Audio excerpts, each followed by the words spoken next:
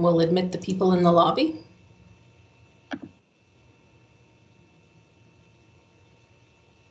So everyone should be admitted now. Awesome, thank you. Good evening, everyone, and welcome to the Q&A session for the School of Engineering Technologies. My name is Angie Gooden, and I'm a recruitment advisor with NBCC, and I'm based out of the Woodstock campus. Co-hosting with me tonight is my colleague, Colby Flanagan, and Colby's based out of the Moncton campus. Before we get started, I have just a few housekeeping items. Our session tonight is being recorded, and you'll be able to access it on our website within the next day or two. The purpose of tonight's session is to have all of your questions answered. So please, we highly recommend that you ask anything that you'd like to know about your program. And to do that, please either click on the raise your hand icon at the top of your screen or type your question in the chat box to the right, whichever you prefer. Tonight is a fantastic opportunity to have any questions you might have answered by the experts themselves. Tonight, we're joined by representatives from Civil Engineering Technology, Electrical and Electronics Engineering Technology, Mechanical and Industrial Engineering Technology.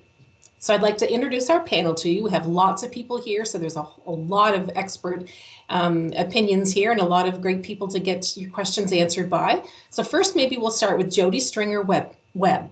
And Jody is the Dean of Engineering Technologies. Jody, would you please tell us a little bit about yourself and your role here at NBCC, and then you can pass it off to one of your academic chairs. Yeah, sure. Thanks, Angie. So my name is Jody Stringer Webb. I am the Dean of Engineering Technologies here at NBCC. So what that means is I have provincial responsibility for all of our engineering programs, curriculum, keeping our programs, making sure our programs are up to date and meeting the needs of industry and new technology. Looking forward to having a good conversation here tonight. Dan? Good evening, everyone. My name is Daniel Hebert. I'm the Academic Chair of Engineering Technologies, and I'm responsible for the electronics and electrical engineering sectors, as well as the building and civil engineering technology sectors.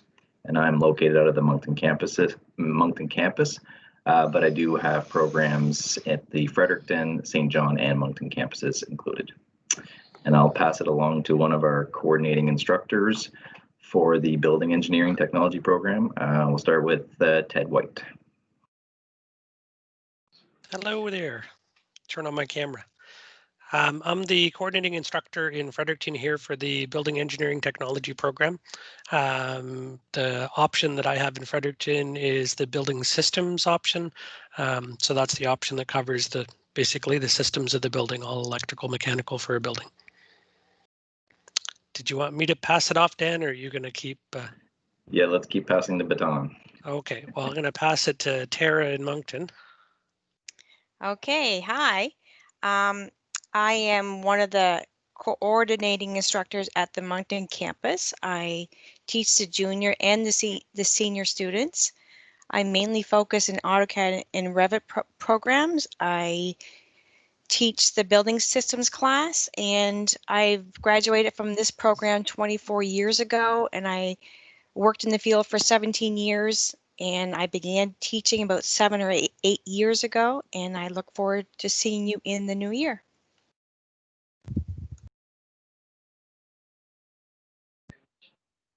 I'll pass it on to Bill now.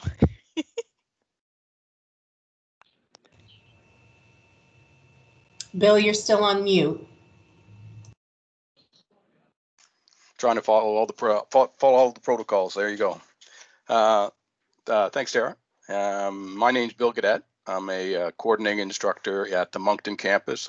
Share duties with Tara, teaching the Building Engineering, Civil Engineering Technology program. And I am a past graduate as well. I've been teaching for 10 years, worked in the field for probably 25 years, and I teach both senior and junior students. And mostly the structural option is where I delve into, and I teach basically the AutoCAD and get you learn how to do drawings.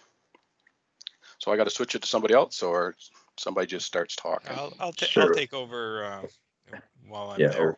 Yeah, over to Chris. It's Chris Standen. I'm the coordinating instructor for electrical and electronics engineering technology.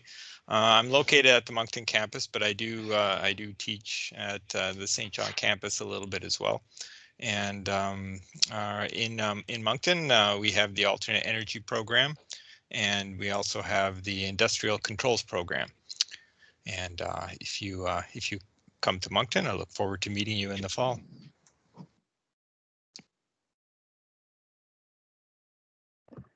So I guess the baton would go over to Ori's programs. I don't know, Jody, if you want to run through the CIs or start with the baton. Sure, Michael, why don't you start and then you can pass off. Hi there, Mike Carrier. I've been at the college for 9 years. I love hugs, not working so well for me lately.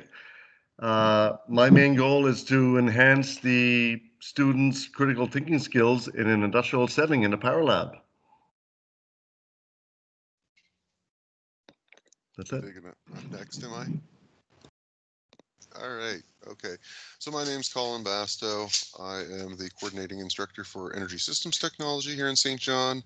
I'm a professional engineer. I teach mainly within the program building science, lead construction, net zero housing, things of that nature.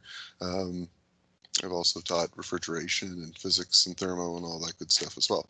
So that's it for me. Next.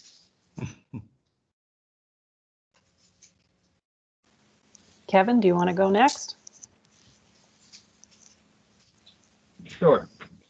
My name is Kevin McKaig. I'm the coordinating instructor for the Industrial Control Technology program. We teach mostly industrial electricians and instrument technicians and engineering technologists in this field that are doing mostly controls and electrical controls and instrumentation in industrial settings. Ours is a 3-year co-op program. So it's 2 years in the classroom and 1 year in the field. And it's broken up over the 3 years, which makes for an excellent learning experience, plus a little more cost effective and an open door to a future job. I'll pass it off to Tanya. Hi, my name is Tanya Mason, and I'm a coordinating instructor for chemical technology in St. John. And I just did the math, and I graduated from the program 25 years ago. And I worked in industry for about 10 years, and I've been with NBCC ever since. And it's nice I went after Kevin because we are also co-op with the same thing. We're 3 years with a year of work experience and pay. So a nice opportunity. Did Kyle Ross go yet? Okay, so I'll go now. Thanks, Tanya. My name's Kyle Ross. I'm the coordinating instructor for the process control program. Graduates of our program, we're kind of a jack of all trades, sort of. They branch off into either the pulp and paper industry, oil refinery or liquid natural gas, or food and beverage processing, and mineral processing as well. So again, you kind of have a well-rounded education going through the program. And with the program, it's a 2-year program, and at the end of the 2 years, you do have enough boiler hours to challenge for your 4th class power engineering license in the province of New Brunswick. And within that 2-year program as well, there is a work term.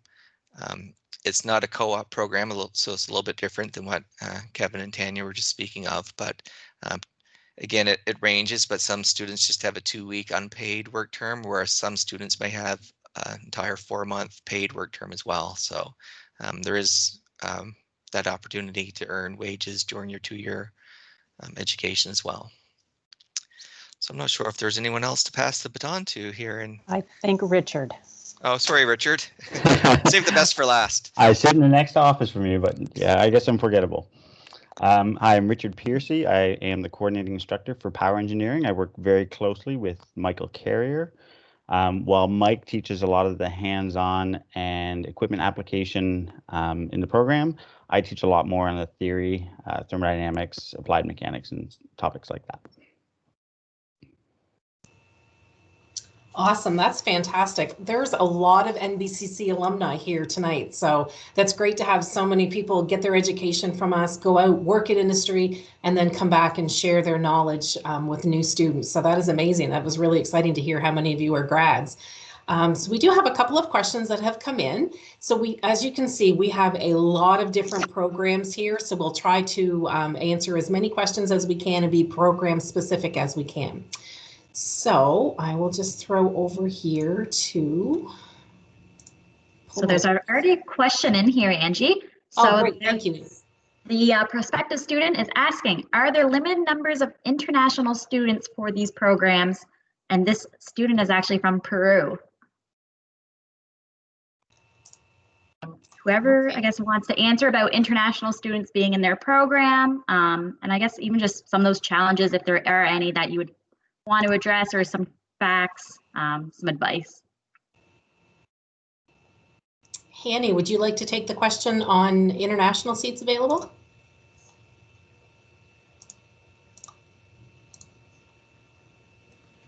I'm just typing here. Good evening, everyone. Yes, there is a. Hi, Ricardo. Thank you for your question. Yes, there is a some limits for in regards to the seats available for international students, and I will just share the link where you can go and see what is available for now, because the seats are filled out very quickly, very fast, and I just provide you the seats available link. So I hope this will answer your question. Here we go.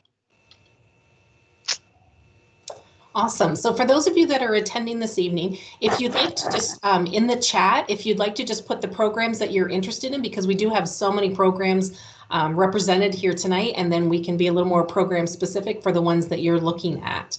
So a couple of you did mention co-op. Could you speak to how a co-op works?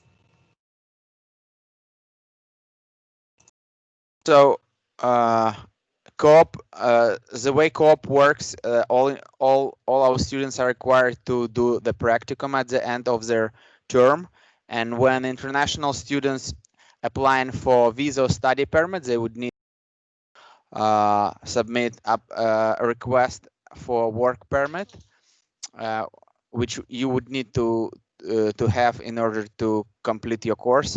We also our team also are going to do additional session for international students. It calls frequently asked questions session for international students, when me and our immigration advisor will join us, and we will address all the questions in regards to the co-op visa permits and how it works. I'll just provide the link here in the chat so you can join it and just register. It would be on Tuesday at 9 o'clock New Brunswick time, and you can post your questions in advance, so we will gather all the questions, and for Tuesday we'll prepare all the information that might be useful for you, and we'll address all these questions. But for co-op, when you apply for a study permit, you should apply for work permit as well, so it will give you the chance to complete your program. And if you forgot, it's not a big deal. You can apply for this after all, and Kathleen Coop, our immigration advisor, will explain this a little bit more in details on Tuesday. Yep.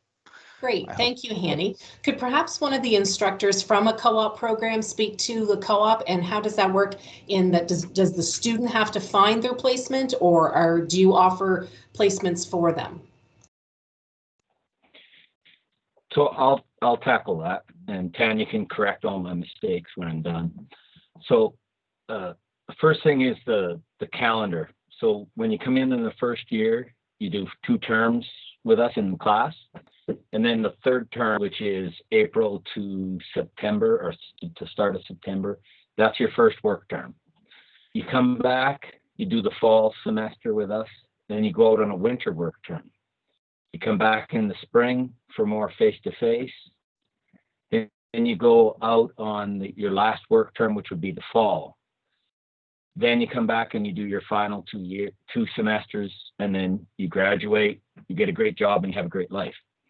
The finding of the jobs, we have a lady who helps coordinate that, but ultimately it's your responsibility as a student.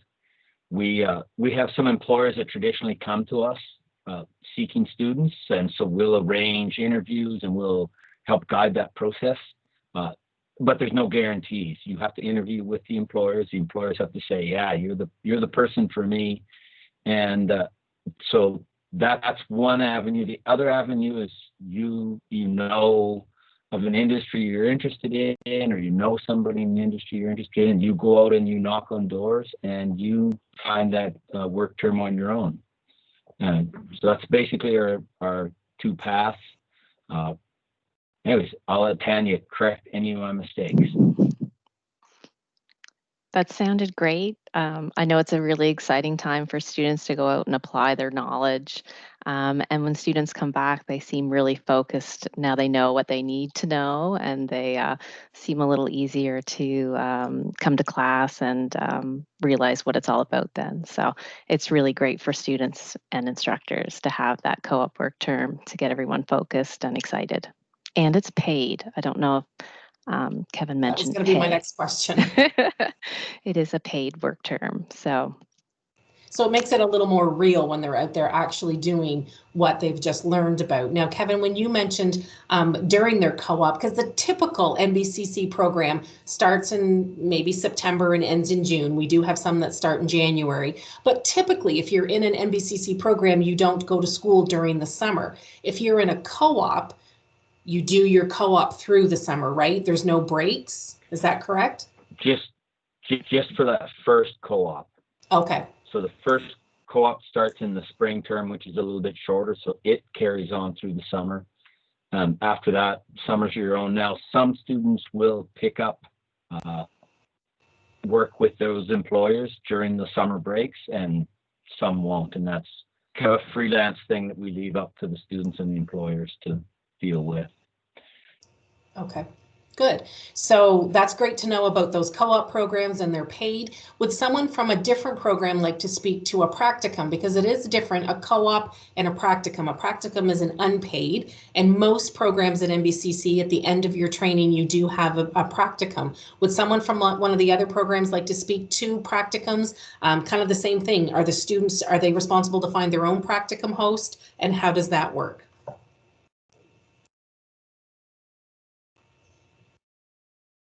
Oh, you're on mute, Michael.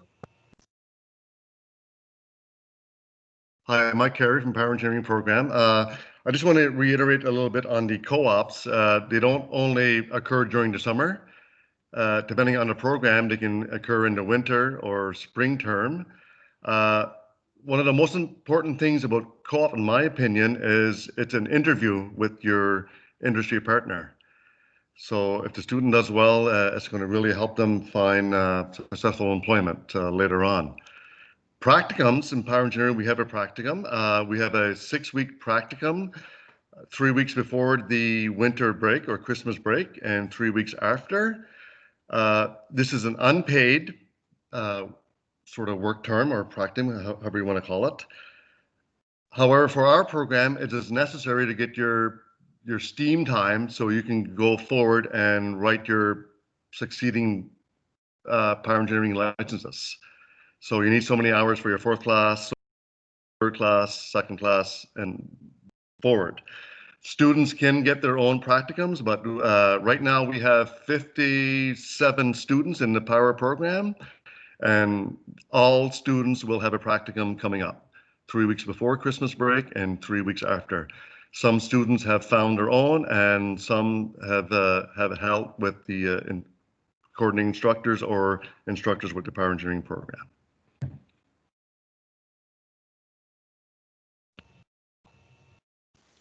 What about one of the CIs from building or civil engineering? Would you like to speak about the placements?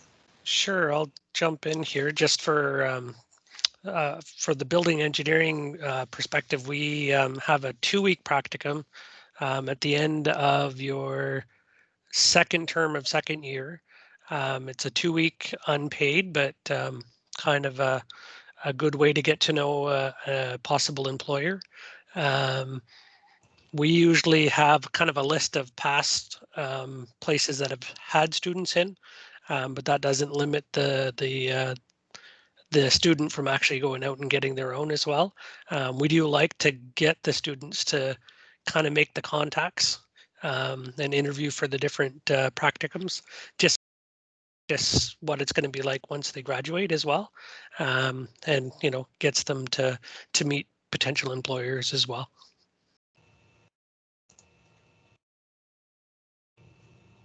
That's fantastic. Thank you very much, Ted.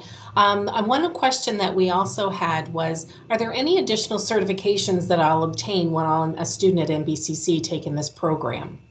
And it's not program specific. So maybe perhaps if there isn't, if your program, there isn't an extra certification, could you maybe speak to that certification? I'll jump in. This is Kevin from St. John.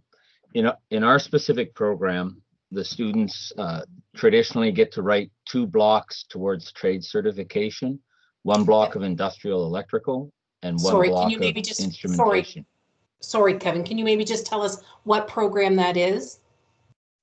This is in industrial control technology. Right, thank you. So at the end of the 3 years, as long as you were successful, the apprenticeship branch lets you write 1 exam to get you 1 block of training for electrical, industrial electrical, and 1 block exam that gives you 1 year for instrumentation. Big advantage for the students if they're pursuing trades, and it makes them much more employable. That's it for my course. I guess I could speak for, maybe globally for the engineering technology programs, the 2-year programs that are certified with the Canadian Technical Accreditation Board and soon to be Technical Accreditation Canada. For graduates of those programs, once you acquire sufficient industry experience, you can become a member of the provincial certification body, which can lead to the designation of being a professional technologist. Thank you, Dan. Does anyone else have any other questions? Just remember, if you do, please type them in the chat on the right, or you can raise your hand by clicking on the hand at the top of your screen.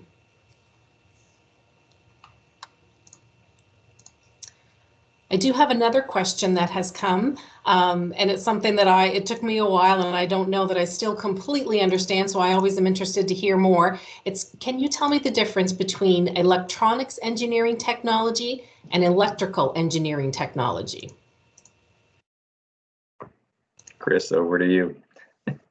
Yes, I'll take care of that one. I do teach in both programs, and with electrical, you tend to be concerned about electricity as delivering power or energy, and so there's the how is electrical energy used to make things move? How is it used to heat things and provide an energy source? How is that distributed? How is it generated? And how do we protect our buildings that have electrical power flowing through them with fuses and wiring and stuff like that?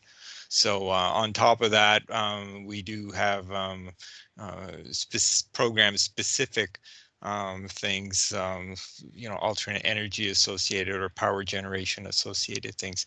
Now, when we talk about the electronics, we're usually thinking about electricity used to sense things and measure things, and then computer programming and computer control to take care of things and automate things. Okay, so we have this separation at that electrical versus the electronics level. And that's kind of the easiest way to think about it. It's the difference between electricity for power and electricity for controls. Both are, there's a lot of overlap between them. Even in the employment, there's overlap, and employers, sometimes care less about which actual discipline than how capable you will be and how well you learn and how well you work with others. So there's a little bit of overlap between the courses as well. They are not completely separate disciplines of study, and you'll share the classroom with other students from the other disciplines as well. So hope that's helpful. Very much so. Thank you very much, Chris. I'm just looking here to see. I think I have another question that's coming in. Something that I'm often asked, I'll pose this question. Something that I'm often asked by students is for engineering programs, NBCC, your admission requirements. We have a list of sciences. Is there any sciences that you prefer that we take over the other, even though we say, well, the admission requirements do list several different ones? What's going to help me in engineering to take for my sciences that are required? Do you have a preference in high school, what science that I should take? Physics. Physics for sure. That's definitely the one that's going to help you the most in the building engineering side. Is we do focus a lot on physics, so that's for us. If you've got a choice, definitely that's the one that that's going to help you the most. I agree completely with Ted, and I would say that also applies to the electrical and electronics engineering technology programs, although it's not a 100% requirement to have physics, so don't fret if you haven't had any physics training. We do have, beginner level, if you will, physics courses at the beginning of the program, but for those that have had that physics experience coming into the program, it's certainly an asset to them and makes their transition to NBCC a little bit smoother for sure. Absolutely, that's fantastic. Another question. Sorry, go ahead, Kevin. No, for ICT, it's also physics and chemistry is a second choice, but physics for us is number one. All right, so physics is the way to go if you're looking at engineering. That's a definite, and chemistry can be your second. So that's good to know. That's important information for folks. Students also want to know are teachers available to me? Is there extra help if I am struggling? Maybe I'm a mature student who hasn't taken physics for a while. Is there extra help available to me? Is there tutoring?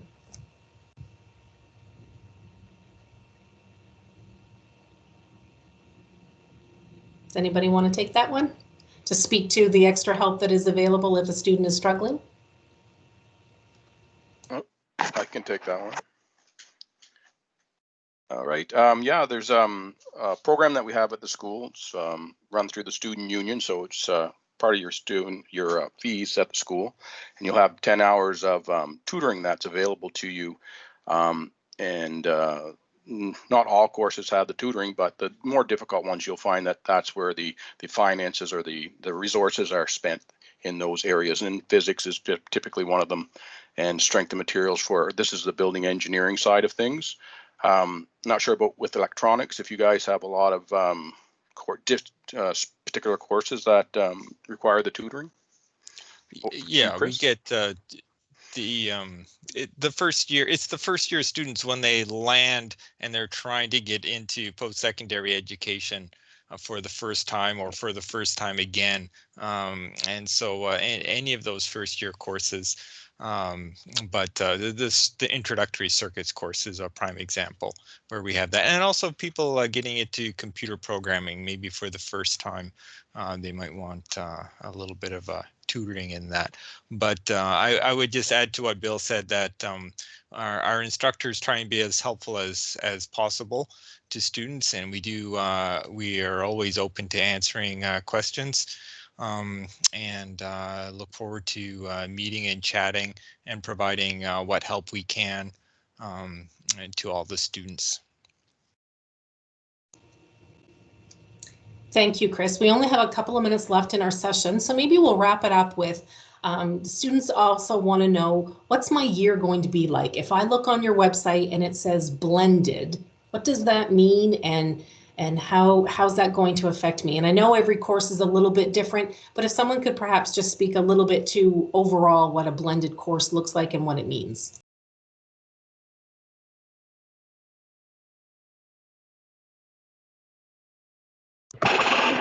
I can take that one. So blended delivery means that, especially within our engineering technology programs, that you're going to have a great mix of both theory and practical learning. That's the NBCC advantage, is all of the practical learning or the hands-on learning that we offer to our students.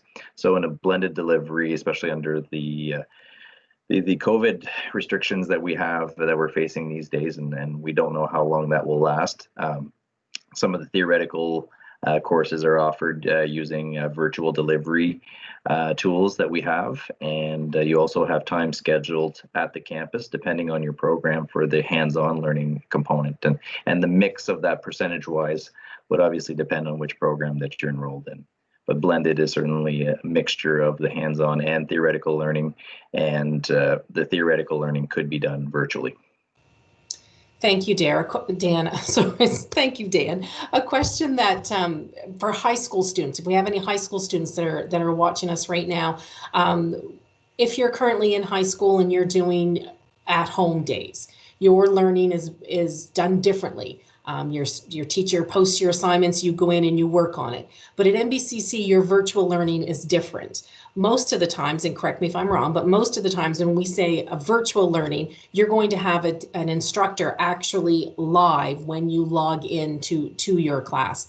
There may be some that are flexible, and there may be some that you can do at your convenience, but there are the majority, if I'm correct, the majority are you log in at a certain time and your instructor is there. So you're able to have that conversation with your instructor, and you're able to build that relationship with them, even though you're not physically in the building. I think that's really important for our high school students to note, because it's different than what they're currently experiencing in online learning in high school, correct? I see heads nodding. Yes, I would agree. Okay, sure. Great. Thank you very much. Well, that does wrap up our evening, folks. If you have any further questions that weren't answered tonight, if you're a domestic student, please email it to collegeworks@nbcc.ca. And if you're an international student, please email international@nbcc.ca. On behalf of Colby and myself, I'd like to thank all of you for attending, and to our instructors and staff, thank you for taking the time to be here this evening, and I hope everyone has a great night. Thank you. Have a great night. Bye, everyone. Thank you. Bye. Have a great evening.